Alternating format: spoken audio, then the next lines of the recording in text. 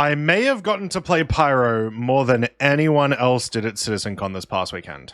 Oh, 7 Star Citizens! Hope you're all having a fantastic time. I am back from CitizenCon 2953, which is being called the best CitizenCon of all time. It was my first CitizenCon, so I have no idea, but it was certainly an absolutely fantastic time. I got to chill out there and hang out with the Atmo Esports crew doing commentary for the Fight-Off flight. Got to hang out with a bunch of you guys, got to hang out with some devs. It was an absolutely fantastic time. But the most important thing that we need to talk about is Pyro. Because on the Friday before CitizenCon, myself and Maya got a chance to play Pyro for a little less than 2 hours. Also, as a quick aside thing, I had to get this. This is the Banu manufacturer tattoo. I don't regret it, and I will never get the Drake Interplanetary tattoo. So, if you completely missed everything that happened last weekend, we obviously had CitizenCon, and in it, they announced a absolute ton of stuff. We saw a bunch of things from Squadron 42. We saw a ton of features that are complete and will be being brought into Star Citizen over the course of the next year. We have the brand new base building concepts, which are really, really cool. But for anyone who went to the convention, one of the biggest things was the opportunity to play in Pyro for about 30 minutes. Now, because I got a little bit of an extended look at Pyro, thanks to the people at CIG, I wanted to talk a little bit about it. Unfortunately, I don't have images, so I'm gonna sort of just have to try to explain everything.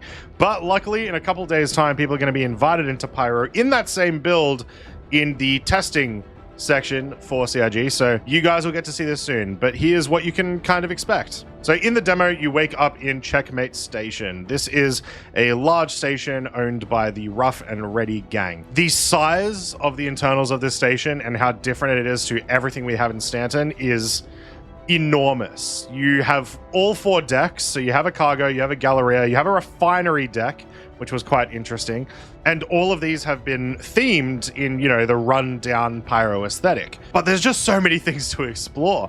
Not to mention, there's secret places to explore on these places. So there's actually like little ventways and stuff that you can go around through to get to other sections of the station, which itself is kind of cool because you can actually come here even if you have bad reputation with Rough and Ready, and you can still sort of explore through things, although they're not going to be super fond of you. Now, a lot of people that I know personally that went and did the Pyro demo pretty much spent their entire half hour in the station because it is large and it is easy to get lost. But myself and Maya, we decided, you know what, we want to see what the new missions are like, what the new planets are like. So we immediately left the station looking for some new missions. One of the devs came over to us and told us to check out a particular new mission. It was called either Fuel to the Fire or Fire to the Fuel, some variation of that. We accepted it, head off to Pyro 3, head off to one of the brand new outposts, which, as a quick aside, the outposts are absolutely fantastic. They feel like villages almost, and they feel alive, or at least they did when we got to play them. The AI was walking around properly. They seemed like they had lives to live. Some of them were, you know, investigating crops. Others were, you know, checking their weapons, that sort of thing. But we headed to one of these outposts, and we found, thanks to the mission, these large yellow, like, fuel containers, like these massive fuel containers. I found an image from one of the presentations, so these are what you're looking for, and they were fully destructible. The idea of the mission was it was kind of like a sabotage mission where we've got to go there and destroy the fuel reserves.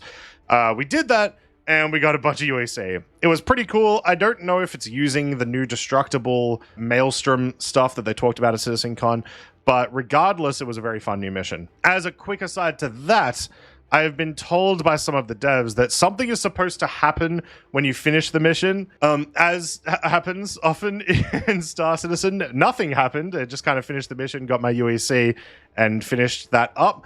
But the mission itself was kind of cool. It's very unique to have to go and destroy some specific terrain pieces. Speaking of terrain, spent a lot of time at Pyro 3 and Pyro 2, and wow, the planet tech assets, if you will, like the flora and the rocks and the mountains and everything, just look so much better than they do in Stanton. Pyro really is going to change the entire game when it comes in, just because of even aesthetics. Everything is so far ahead of Stanton, which Gives me a little bit of dread because maybe that means Stanton needs a bit of a facelift. Another thing that you might have heard from people talking about the Pyro demo is that the solar flares are in game, but it can be a little bit hard to get caught by a solar flare. So we had some time to test it. So here's essentially how it works. If you are in Pyro pretty frequently from the main star itself, it will launch out these solar flares. These launch in an arc, and if they hit anything in their way, they work as one of two things. So if you're in a ship, they will essentially work like an EMP. So if you're in quantum, it'll drop you out of quantum. You'll lose power for about 15 to 30 seconds, and then you reboot up and you can go. Other than that, you're pretty safe. If you are outside of your ship or outside of a building, let's say on a planet, when it hits you, you will take a bunch of damage, and you will also get a effect over your screen, kind of like what happens when you have a really, really high blood drug level. It sort of distorts your screen, changes how colors work, that sort of thing. Effect itself is pretty cool. You do get a warning when it's about to happen to you. So if you're on your ship, you'll get a warning on your HUD saying, you know, it's imminent that you're about to hit the solar flare. If you're on the ground, same thing. However, I did notice it took a really, really long time from the initial warning to when you actually got hit. So I was on Pyro 3 when one of these solar flares came out. I saw the initial message. I decided, you know what, I'm going to take off all my armor and undersuits and everything to see just how much damage this can do. And about 10 minutes later, it hit me. When it did, I took a bunch of damage. Like I said, I had that visual change and whatnot, but there was no radiation status that got added to me. I don't know necessarily if that was intentional. Maybe I was a bit lucky. Not 100% sure. We're just gonna have to find out in a couple days. A couple of more things about the demo itself. So we were only able to access Pyro 1, 2, and 3, as well as a spattering of other locations, meaning we did not get to see Pyro 4 and 5, which they orbit each other, as well as with 9 moons in that location. And then we obviously didn't get to see Pyro 6 or Ruin Station. It sounds like they're going to be keeping that a bit closer to their chest for, maybe a later release. Maybe we won't even get access to those until full release, which I think would be quite nice because it leaves a little bit of mystery. The AI seemed to be using a lot of the new AI tech that we saw at CitizenCon. It's a bit hard to tell because the servers were performing really, really well. But when I ran down onto an outpost and just started shooting random civilians, I did notice that the guys that had guns were actually, trying to hide behind cover. They weren't being as aggressive. It wasn't like what happens right now with regular bunkers, where there's just people in the middle standing there, shoot, shoot, shoot, shoot, shoot, and then they'll wait 20 seconds before they shoot you again, even though you're right in front of them. It felt appropriate, right? It felt like the AI were responding correctly. Not to mention, out these outposts, we also have the new turrets. So there was missile turrets. They were all more entrenched than the turrets that we get right now at our local bunkers. So that was quite nice. It felt like it was a little bit more defended. Another thing they did at the outposts, which I wasn't sure if it was just for the demo or it was intentional, is there were ground vehicles that had been spawned on the ground in the outpost. So we saw mules and we saw cyclones. I don't believe I saw anything else, but that was pretty interesting. We were able to steal them without any issues. The guards didn't really care. So maybe, once again, that's an issue with the new tech. Maybe it's not in yet. Not sure, but that's a thing that you can do when you get access in a couple of days' time. There is supposed to be a mission in Hangar 13 of Checkmate Station that is essentially a eliminate hostiles mission. That one never popped for me, so I'm really excited to look for that. There was also another mission. There is a new racing mission, similar to, the Wildstar racing missions that we've got in live at the moment, but I also didn't have a chance to check that one out either. But it was on my mobiGlass, so pretty important. One thing in regards to missions is it seems, at least for this demo, that there are two major factions. You've either got really pirates or the citizens of Pyro, and they can sort of influence each other's reputation.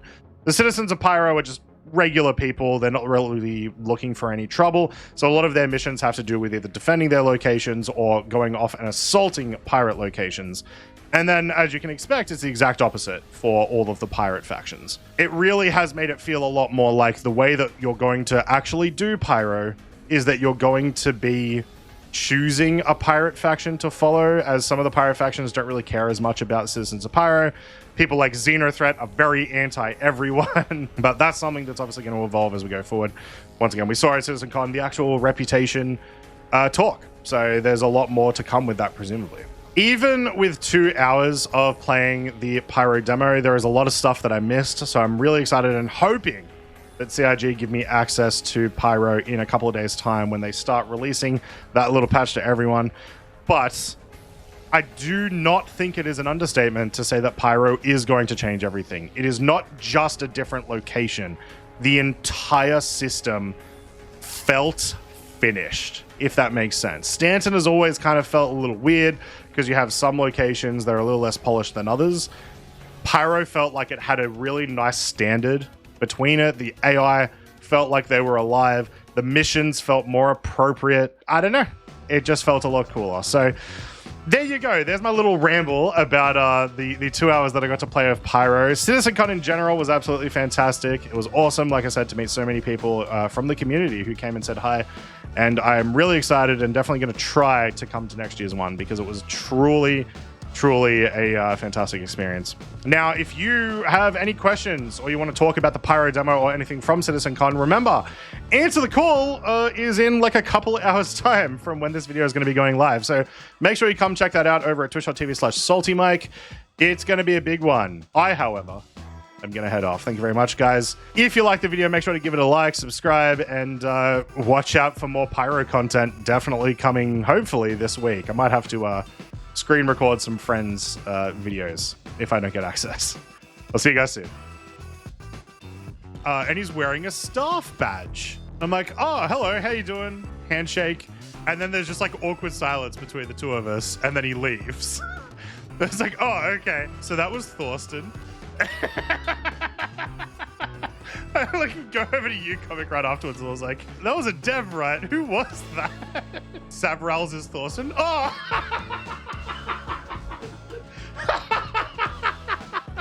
Ban him out of the chat.